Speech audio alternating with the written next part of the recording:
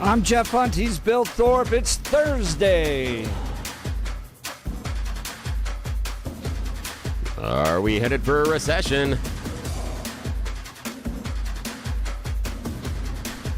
Headline out of the Denver Gazette, Colorado's job growth slowing, though economists don't necessarily anticipate a recession. Where it's slowing is what's fascinating in this study. We'll get into this hour. And are you experiencing it in Colorado? Definitely feels like things have changed. I remember at one point, especially Douglas County, my goodness, all the great aerospace, Lockheed, Ball, all that stuff coming in, and it's slowing a little bit. Yeah, at one point they were talking about how that there was an escape from Silicon Valley coming here with all the tech. Exactly right. Yeah. So join the conversation. We'd love to hear from you. What are you seeing out there in your own industries? We'll get into this and more. Phone line is 303-696-1971, 303-696-1971, or text us on the Dan Caplis Law text line 720-819-5115. Now it's time for the news. Blake Olson. Blake Olson, news and comment. Good Thursday morning, 46 with cloudy conditions in Denver, expecting a high of 63 today. News sponsored by Pastor Camp Heating and Air Conditioning at 303-777-1234 to learn more about special savings opportunities on Lennox equipment. Our top story, AG Pam Bondi says the oil tanker seized by the U.S. off the coast of Venezuela was being used to transport sanctioned oil to Iran. Bondi said the tanker had been sanctioned for years over its alleged involvement in an oil shipping network supporting terrorist groups. Dude, the video is so sick. I know it is. Have you seen this? It is. Oh, these guys landed, the helicopters flying in, jumping. It's like Black Hawk Down. They're like coming down the ropes and getting on the tanker. Oh, it's incredible, man. Sweet, man. How they do that stuff. They're so awesome. Yeah, they are. It is amazing. By the way, I love did you see that meme? It's like the opening or the beginning of the movie Black Hawk Down. Mm-hmm. And all the helicopters are flying into Somalia. You remember that? And then they're having to drop down, and it's like just another day for ice in Minnesota. Just another day. They should have put the dome in the background with the Vikings logo or something. I didn't see that, but that's funny. Oh, goodness. All right, the man accused of assassinating Charlie Kirk, Tyler Robinson, will appear in court today in person for the first time. On Wednesday, for the first time, Candace Owens was critical of Erica Kirk because she had some negative things to say about quote-unquote conspiracy theorists. Sounded like she was talking about Candace and going after Candace, and basically said you can't go after the family of Turning Point USA. So that took up much of the show, the content on Wednesday. But to me, the best part of the Candace Owens show on Wednesday was Tucker Carlson interview with Theo Vaughn that she played and talked about. Tell me how this guy became so radicalized that he murdered a stranger. I'm not saying it didn't happen. I'm saying I want an explanation for how it happened. Why wouldn't I? I agree. Oh, we can't talk about that because it'll prejudice the jury pool. Really, you've told the world that you have both a confession from him in his text to his boyfriend and the murder weapon with his fingerprints on it. I think you've got a pretty solid case. So why is it so difficult to just explain? So I have said from the beginning, if you don't like what Candace Owens is saying, why don't you call her and offer a more plausible explanation for what happened? Oh, she's bad. She's bad. Okay. I mean, I like her a lot. I don't think she's bad, but I love her, actually. But let's just stipulate she's bad, but why wouldn't you do that? Because I don't agree with some of the stuff that the rabbit hole she goes down, but I don't even know. But I like the fact that she likes to dig in the garden, Yeah, I agree with that. See, that's kind of the. You approach ready? I'm Here we coming go. from. I Here we disagree. go. I disagree. All She's right, not digging why? in the garden. She's disparaging Charlie Kirk's legacy and taking down the institution that he built. At this point, Candace Owens is generating real harm for Turning Point. It's unfounded. They had nothing to do with the assassination of Charlie Kirk. And when you get to the actual trial, it's like these folks don't even know prosecutors. Because we heard this from George Brockler early on, that already a lot of information is getting out that shouldn't be, because they have to get a conviction. When you know a DA, when you know a prosecutor, okay, they don't care about what's trending on X. They don't get into YouTube. That's true. They're not it. They are single-minded. They are laser-locked. They are focused on one thing, and that is convicting this guy, Tyler Robinson, getting it convicted, getting the truth out. And there's going to be a trial. There's going to be a whole process on this. They just don't care about what Candace Owens thinks or whatever possible conspiracy theory. But I thought that Candace Owens was wildly unfair to Erica Kirk. Erica Kirk has said, stop doing this. Candace said that when Erica said that, she will stop. Candace Owens just blew right through that promise and continues to disparage now Erica Kirk and Turning Point. It's completely uncalled for. Okay, I disagree, but we'll have more next hour. I love it. Of course. Blake. Yes. Lucky. Yeah, come on. Come on. We need AA Ron to call in. Evacuations underway in Washington State as rivers rise to record high flood levels. State officials say evacuation orders are in place for several areas. A pre-trial evidence hearing for Luigi Mangione, the dirtbag who murdered United Healthcare CEO Brian Thompson, continues today. A judge made some body camera footage public from arresting officers in PA. Someone called they thought you were suspicious. Oh, wow. Okay. Is it your idea?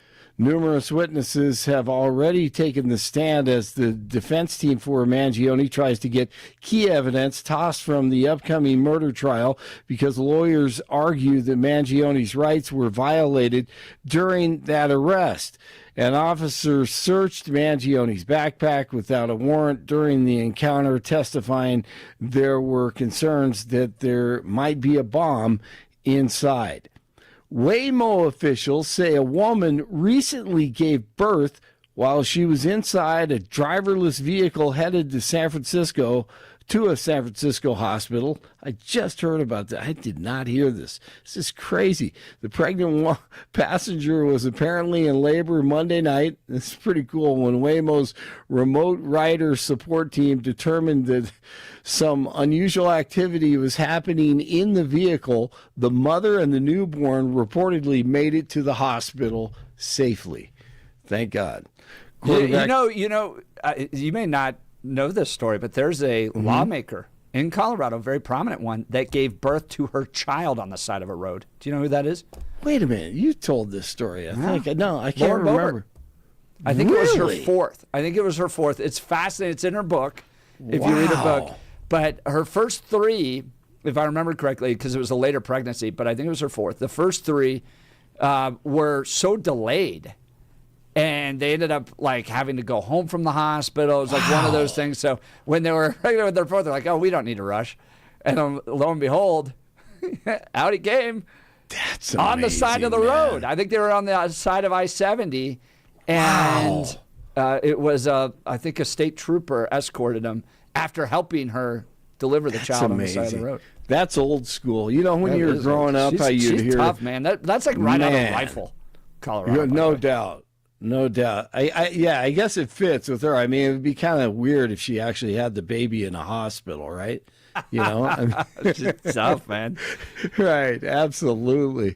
I mean, back in the day, you'd hear your grandparents or aunts and uncles, you'd hear these stories about where people gave birth, man. It's just amazing. So in the future, this is what will happen with Elon Musk's robots. It will like Okay. you'll give birth, and it will like pop out of the car. The little doctor robot will pop out of the Yes. car and deliver the baby for you. Yes, right there. So the Waymo will absolutely. drive you. The robot Yes. doctor will just pop out of the trunk Right. and help deliver the baby. There you And go. an arm will stick out of the car with cigars. Handing them out to people. I love it. Let's get it going. Man, I have an old neighbor. He is just, I mean, he thinks this thing's just going to blow up in a good way. The driverless vehicles in February, March. What do you think? Blow up as far as like Become the way. Oh, It's gonna 100%. happen. For Yeah. one reason only. Really, in my mind, is it's the single leading cause of death, or one of the top ones among young people, are car accidents right True. now. So True. we as a society will just go, you know what? We don't, like, for instance, that terrible death of the 5 people down near Franktown, right? Because some Yeah. guy stole a car and Yeah. was out of control and killed an innocent family, 3 people in that family, or 4 people. So, for that reason, we'll go auto. I want it. I'm sitting here going, I've got kids coming up, and we live on rural roads, single road. Yeah, oh same my here. God. I worry about it every day. So what do could I. happen Yeah, to my we- kids out there? We need to move driving into a passive activity, not an active activity. Correct. And that's what I mean. And That's- phones yeah. too. Yes. We're all on our phones while we drive, even though we're not That supposed is, to be. and that's a problem. And what I'm waiting for is what is going to change everything in my mind is once there is some sort of a network where the cars can not necessarily talk to each other, but it has to be managed. And what I mean by that is if once there is a network where all the cars that are autonomous are linked into a singular network, then you can manage traffic flow where we will never, ever, except in very few cases, have a traffic slowdown because the network would be able to manage load. And Right. what that means is you won't have that person, because, we've all done it where you come up and you're rolling down I-25 or 225 or 70, and you're like, why are we slowing down? Why are we slowing down? You get up there and you're like, there's no wreck. There's nothing here. It's Exactly. because some person that was going too fast all of a sudden hit their brakes and decreased their speed significantly, because there's a domino effect to everybody behind them. So because someone hit their brakes really quickly 8 minutes ago, you're now stuck in back bumper-to-bumper traffic on I-25. That's how Yes. the math works and the physics works. If we take away that ability and you can manage where all the cars are going to slow down around them at the same time and you all maintain the same type of speed, you no longer have those type of traffic jams anymore. That's going to be the big moment. And so we've got to get to this autonomous driving thing, because in all honesty, you've seen people out there, we're not very good at it all the time. And there are not a lot of us that are paying attention. So it would be, and imagine imagine how it would change the idea of a commute if instead of having to be active in the car or sitting there as a passenger, you got to do things like check your email, browse Facebook, even play video games. That's why the new cars are showing big LED screens in front of the passenger. So the passenger has an entertainment option. That's where this is going. Yeah, we got to get there as quickly as possible. How about invite a future wife into the car so you can talk to her and ask her out on a date? Exactly. Yes. Like you guys were talking about earlier. See, now you have Yeah. that time to work on the communication skills that Jeff was talking about and not having to worry about driving. Maybe that could improve things. Right? Yeah. Oh, that'd be nice. Flow of traffic. I just don't want to Love be it. stuck in traffic jams. I hate them. Me neither. Yeah. Oh, I hate them. Yeah, me too. All right, the Broncos getting ready for the Packers, going for 11 straight. It's day 2 of their work on the field today. And Phillip Rivers with his second practice coming up today with the Colts. See how that goes and his return to the NFL. Florida Panthers at the Avs tonight at 7:30. Nuggets at the Kings tonight. 8 o'clock tip-off. 43 in Highlands Ranch, 42 in Broomfield, 46 in Denver. You're waking up with Jeff and Billy. Blake Olson, News Talk 710 KNUS. Breezy periods, but mild and dry. We have Arctic air to our north and east, but it's not going to be able to come south as Pacific air will dominate. This will keep temperatures well above average. as we go through the rest of the week, through the weekend, into the start of next week. 50s and lower 60s today, low to mid 60s tomorrow. Little cooler, upper 50s Friday, then 50s and 60s for the weekend. Nighttime temperatures will be mostly in the middle to upper 30s. Meteorologist Don Day in the 710 KNUS Weather Center.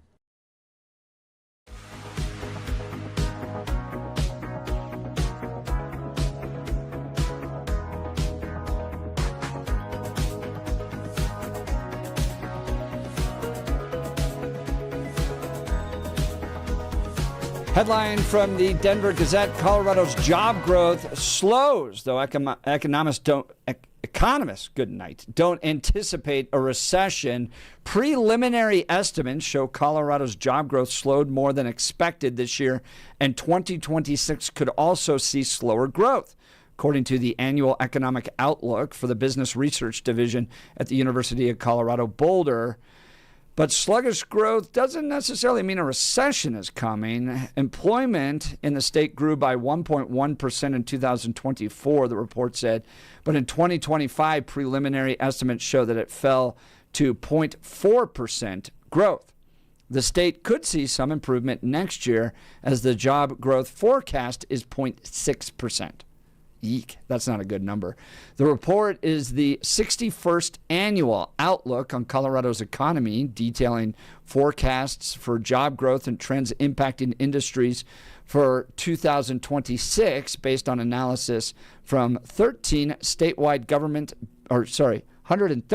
statewide government, business, and academic experts. The 2026 Outlook report paints a bleaker picture for job growth across the state compared to last year's report.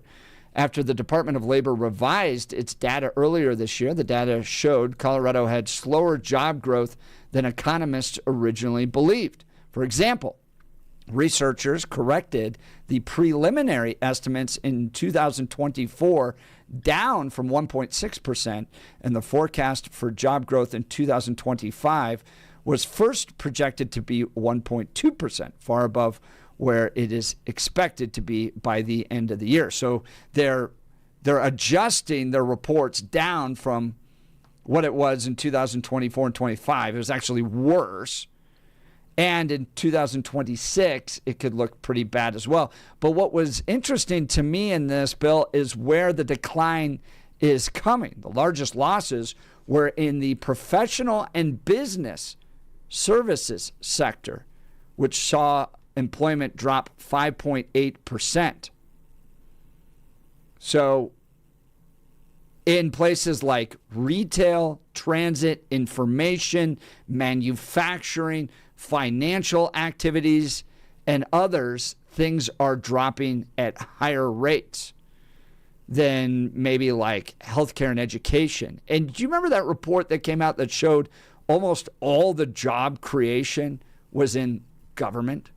Yeah, that a lot of it was administration and government, job creation. And we also had the report a little while ago that talked about how there's a lot of out-migration of the middle and lower middle class, and in-migration of what you consider upper middle into the, bumping up close to what you consider the rich area. But the numbers were skewed where there were more of the lower category leaving than there were of the higher category coming in. So I think that's very interesting when we are seeing an out-migration of lower to middle income and an in-migration of the higher income. But even then, they're showing job losses in those sectors. Yeah, in the higher sectors. So the higher paying sectors are the ones that are losing their jobs, where the job growth is in lower and middle wage earners. Yeah. Yet the people leaving are lower and middle wage earners because things are getting so expensive. That's where I was hoping you were going to go with that, my friend, because that's what I took away from this as well, that we are seeing the lower and middle earners leave despite the fact that that's where job growth is. And where the jobs are being lost, that's actually where the residency is growing, and which is counterintuitive. But as you accurately pointed out, I believe it is proof positive of the unaffordability of Colorado. if the job growth in that middle and lower sector was so robust and the people getting those jobs could afford to live here. And what I mean by that is paying your rent, paying for food, paying your bills, and having a little money left over for things like maybe starting a family or getting up into the mountains and enjoying it. I'm not saying you're going skiing. I'm just saying you're going to go wander around Georgetown, Idaho Springs for a little bit.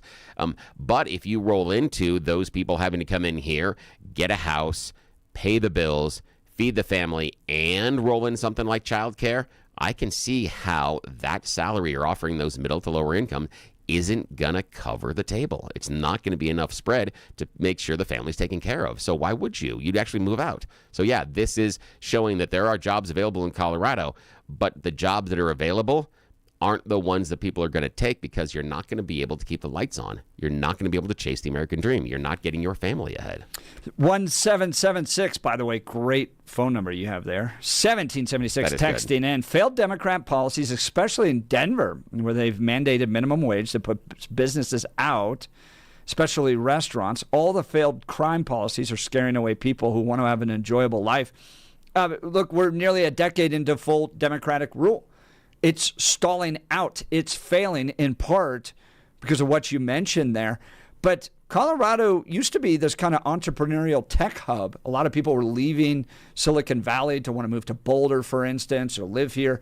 And what you see with progressive leadership is this undying need to regulate things, right? So they feel like they're not doing their job unless they're having committee meetings to write new rules and laws. Ezra Klein gets into this in his book about the fact that Democrats can't build anything because they overregulated it so much that it becomes nearly impossible to do anything. Look at the bullet train in California, for instance, that they spent billions of dollars on, and there's no actual train track that's been built because of the regulations regarding environmental and local and county and state. It got so burdensome that they couldn't actually do anything.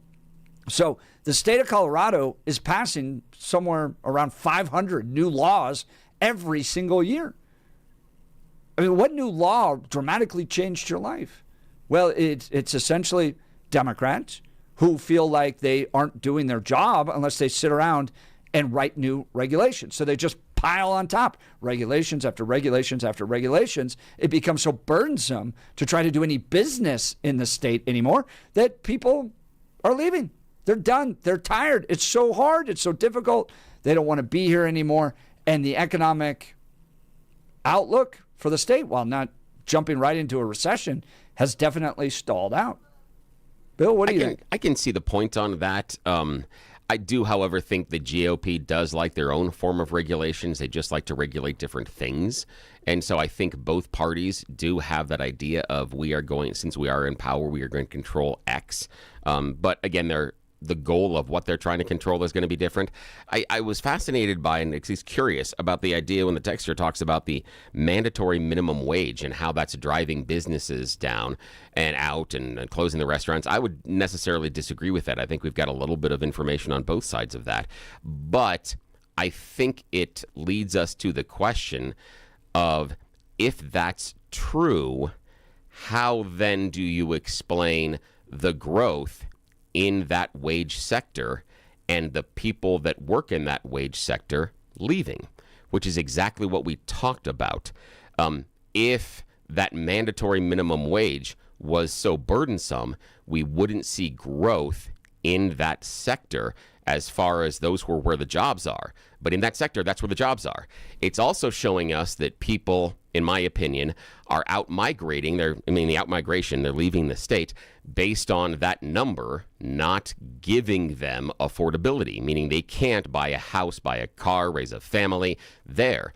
So what I'm hearing is, if the argument is, well, if we only had a lower minimum wage, then this would happen. I don't see how that gets us to larger employment in that sector and making it more affordable. I'm not necessarily advocating for, hey, what we need to do is raise the minimum wage. I'm just saying that the base argument of a causal point of this is the higher minimum wage, I think is somewhat disproven based on the fact that that's where the jobs are as far as job growth, and the people that are getting them are leaving. Bill, I don't think that's where you see the job growth. You see restaurants shutting down all the time. Where you're seeing that lower and middle wage employment growth taking place is in government-sponsored jobs. So they're taking money, they're redistributing it via the power of taxation and the government.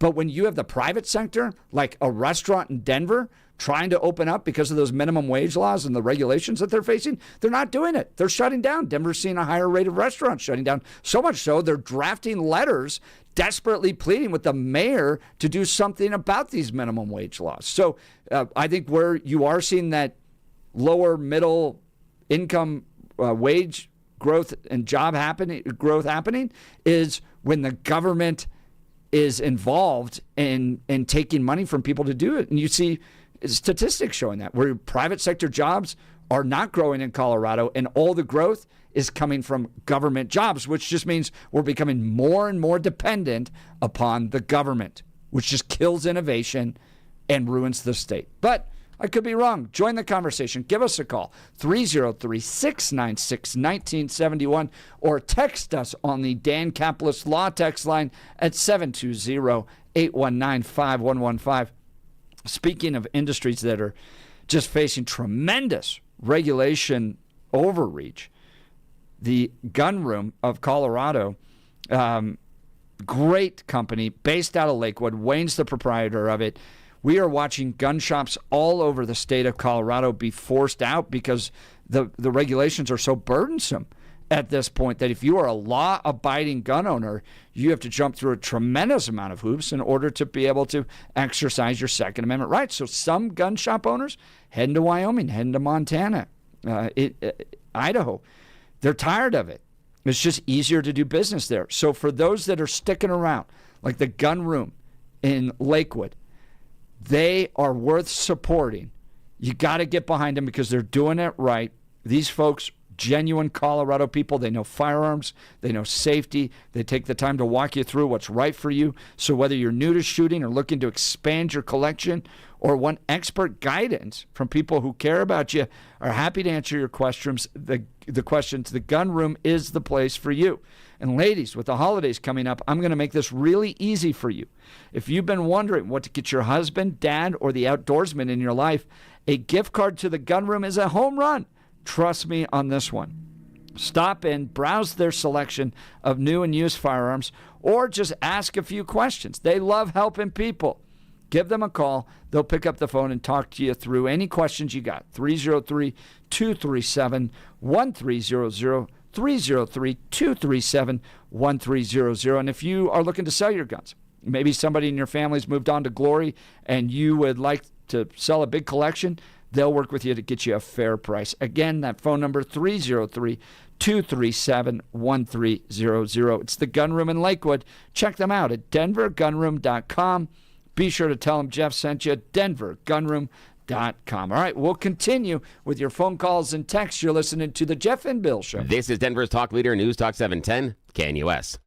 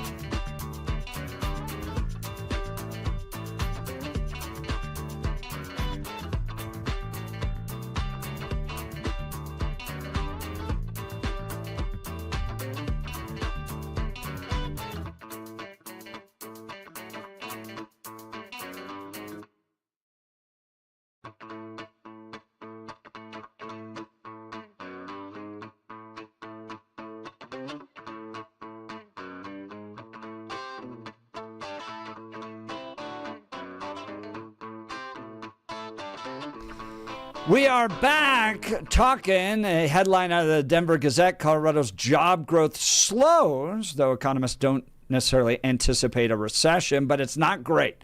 And it's falling in particular areas, one being professional and business services sector, which saw employment drop 5.8%.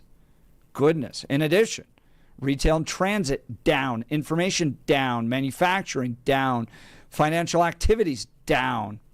The only thing that is really going up is education and healthcare, in part because the government there is spending money. Yeah, and they did say that GDP is expected to rise, but that's not necessarily the silver lining that we would expect.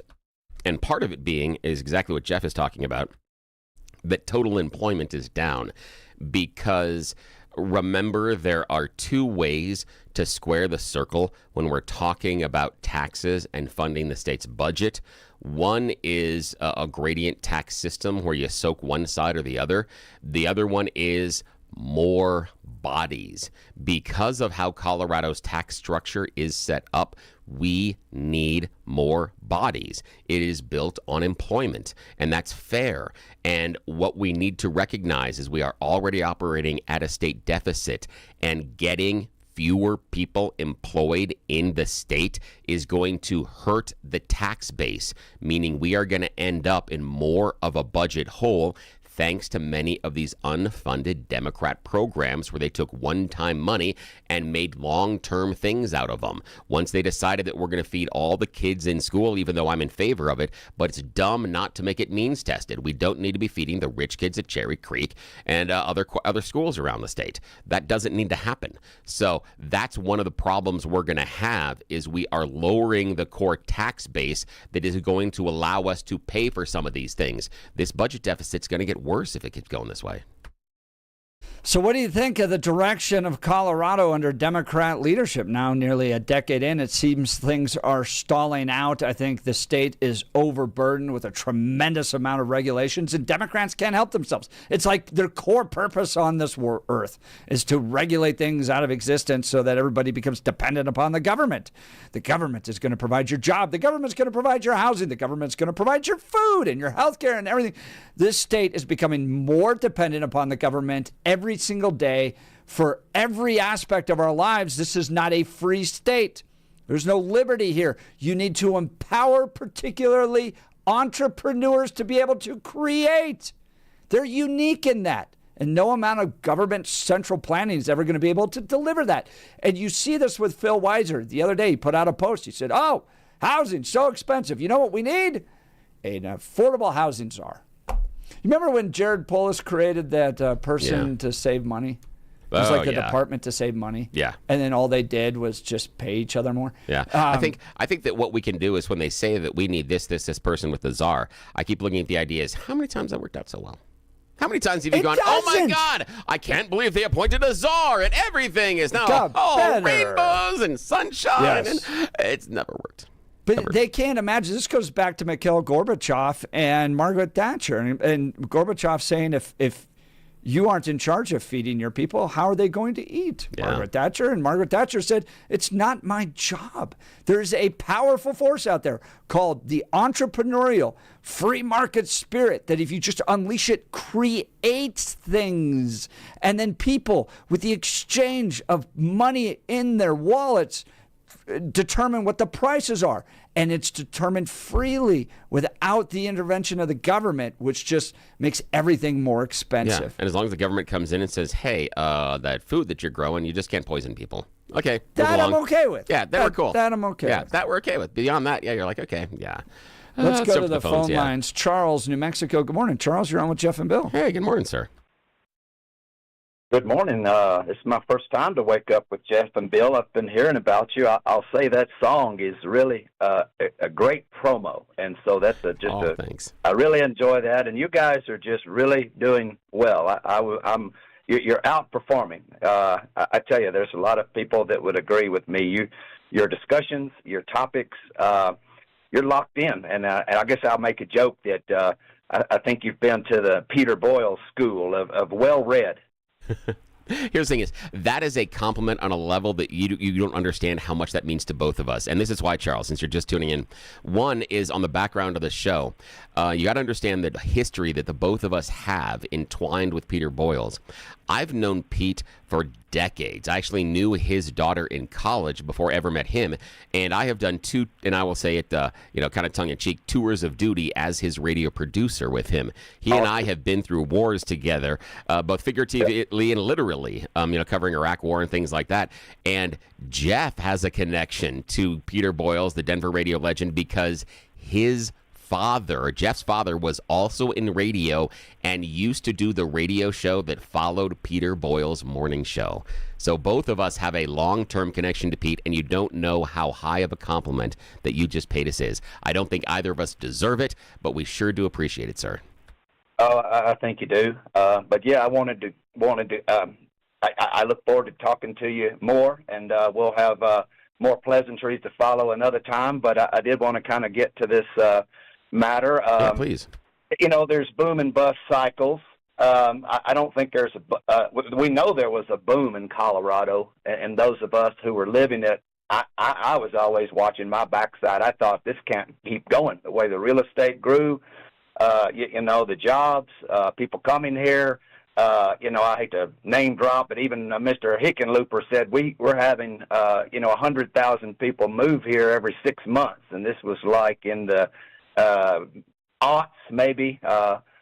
Spoke to him a time or two on live radio on one of your competitors' show. I'm sure you guys you're not ashamed to say the name Mike Rosen. Worked with him as well. He's a great guy. Yeah. Many years. I hope he's doing well. I wouldn't know, but it's not a time for that. But the big deals in Colorado for me, I got priced out. I was an hourly worker. I was a landlord on the side, but I got priced out. I retired down here in a rural area of New Mexico, not a fancy area. But for Colorado, I would recommend watch the government spending and the public safety, because my tax situation there and my safety situation, I was doing landlord on East Colfax. It got really tough with all that, especially during COVID. That knocked me out. Just the law enforcement got really tight. They lost about 300 officers in Aurora, and there's some good people at Aurora Police Department. I know that, and I'm excited for the new Mayor Kaufman and others. But that government spending up there in Colorado, and then I wanted to also say that if robotics and AI and healthcare are kind of going to be the big three, Colorado needs to make an angle to manufacture these robots, because manufacturing is a huge opportunity. Tourism is related to infrastructure. That's kind of been, that's so difficult. The ski prices have gotten so high.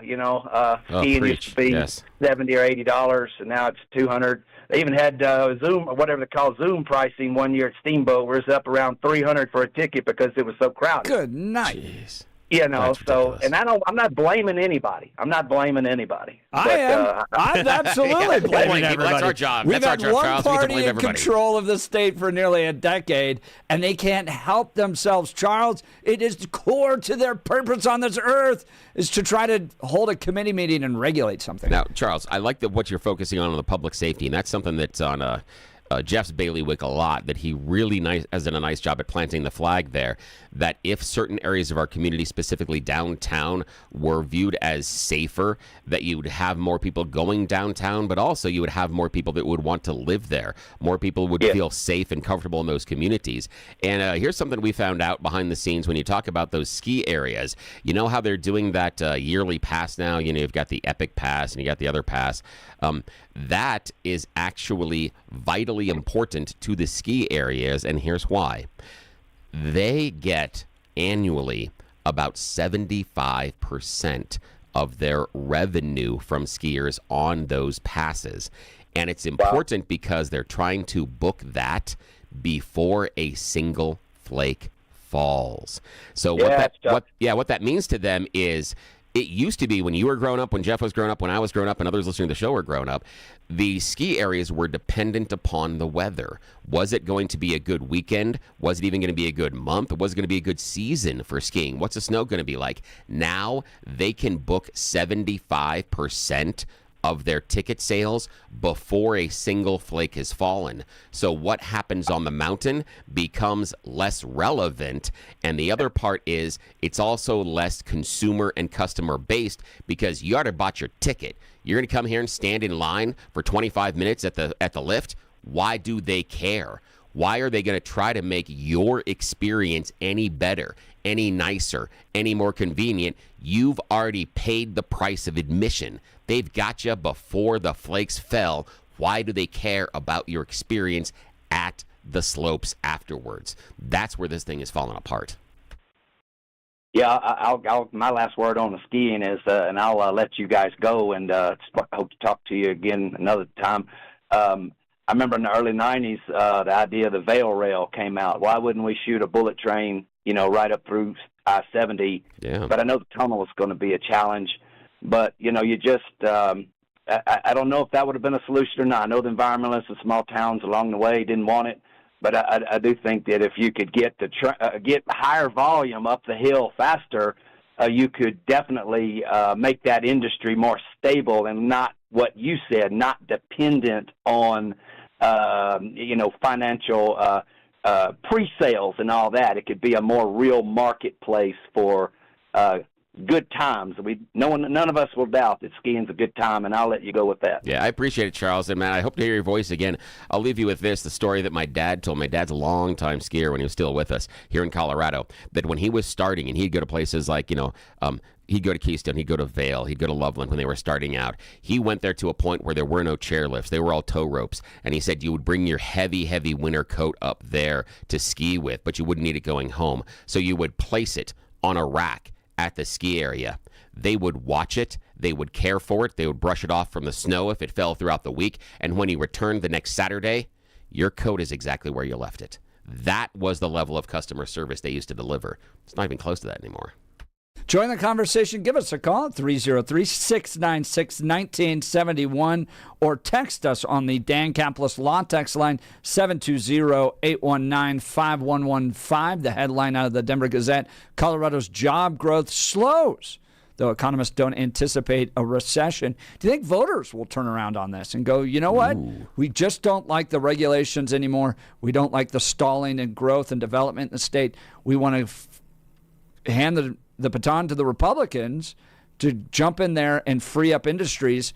Or is it just such an anti-Trump state that anybody that just says, I'm fighting Trump, is going to get elected? That's the platform Phil Weiser's running on. Give us a call. Join the conversation. Let's talk L&L heating and air conditioning.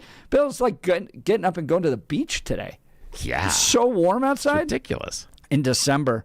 Folks, I want to talk to you about how great L&L heating and air conditioning can be in servicing your air conditioning and heater needs. You know how unpredictable Colorado weather can be. One day it's 70 and sunny. The next, you're reaching for that thermostat. That's why I trust the team at L&L Heating and Air Conditioning. They've helped Colorado families stay comfortable for years with honest pricing, reliable service, and that small town integrity that's hard to find. Right now, they're offering a furnace system evaluation for just $59.95. And if another company's trying to sell you something big, L&L will give you a complimentary second opinion so you can make the right call. Here's a bonus. With any new furnace or AC installation, you'll get a free programmable thermostat or carbon monoxide detector plus no trip fees, next day installations, and 100% satisfaction guaranteed. They even offer military, first responder, and senior discounts because at L&L, they really do treat you like family. So when it's too hot or too cold, don't wait. Call L&L Heating and Air Conditioning or visit bestdenverhvac.com. That's bestdenverhvac.com. Now, Jeff, trust me, you'll be comfortable with them. Now, here's one of the things that I think people may have missed in that L&L advertisement there that we talked about, and it is the No trip fees. Yes, Jeff knew exactly where I was going with that. When Jeff talks about L&L treating you like family, that's what they mean. How many of those other companies turn around and go, well, for us even to come to your house, you got to pay us some money? I'm sorry. What about if Aunt Sally said, if I want to show up to Christmas, you got to pay me the $20 to get there? You'd be like, Sally, yeah, we'll just Zoom you. That's fine. Yeah, this is when Jeff says these people deal like it's a small town business and deal with you like family. They're not trying to squeeze every nickel, dime, and quarter out of your bank account. They're trying to make sure you and your family are happy, you and your family are warm or cool in the summer, and to make sure that it's affordable for you. They easily could throw trip fees on there. It would cost Jeff like half the month's salary just to get him out to his place because he lives in the middle of nowhere. But that's the kind of service that L&L gives you. They're going to treat you as if you are friends. They don't charge you just to come out to your house, and they'll give you a complimentary second opinion. When you call them, you're going to be treated as if you're a member of the family. We trust them. You can too. Pick up the phone if you've got any concerns about your furnace before it hits the wintertime where this snap is going to happen. You know how late December, January, when the snow comes. That snow hits late January, February, March. You got to take care of this before those really cold days there. When you wake up and the house is freezing, that is one of the worst mornings in the world. Don't make that phone call when that house is freezing cold. Make the call today to make sure you're going to be fine when that temperature drops. And they're not going to charge you a single cent to just come out and look at your furnace. It's a $55 analysis. But to get there, it is complimentary. There aren't a lot of companies that'll treat you that well today in Colorado. So these are the guys we trust. Great word. We'll continue. You're listening to the Jeff and Bill Show. This is Denver's Talk Leader, News Talk 710, KNUS.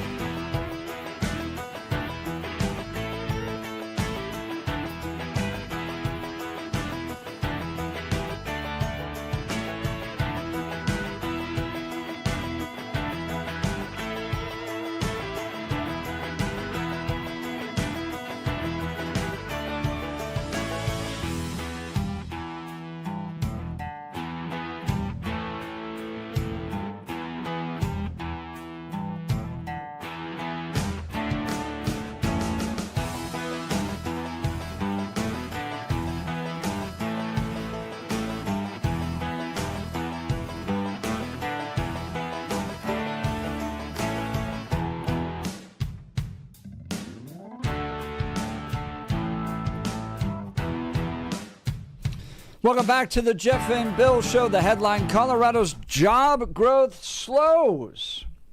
And the results kind of mirror what we saw with some reports earlier, that a lot of the growth in Colorado has been with government jobs, not private sector. And a lot of those business service professional jobs are leaving the state. Job loss among professional and business service sectors now at 5.8%. Whew. That's not good. And we're losing people at the higher end of the income bracket, which is really weird, as you and I outlined earlier and even last week, where we are seeing an outmigration of the middle and lower income earners, but that's where jobs seem to be in Colorado. But the in-migration is the higher paid professionals, but that's where we are shedding jobs. So that is a double whammy for Colorado and our tax base and our budget, because the people that could take the jobs are leaving, and the jobs that are leaving, people are moving here for. So that is a double whammy. So we have people moving here for a smaller pool of jobs while the people are leaving, while we have a larger pool of jobs. That's not a mathematical equation that works long term. We're all going to be dependent upon the government. Get ready. They're not only going to feed your kids, they're going to provide your housing, your job for you. Those central planning government overlords. Welcome to the communist state of Colorado. Just hope the cheese is better this time. We'll continue the conversation. You're listening to the Jeff and Bill Show. This is Denver's talk leader, News Talk 710 K.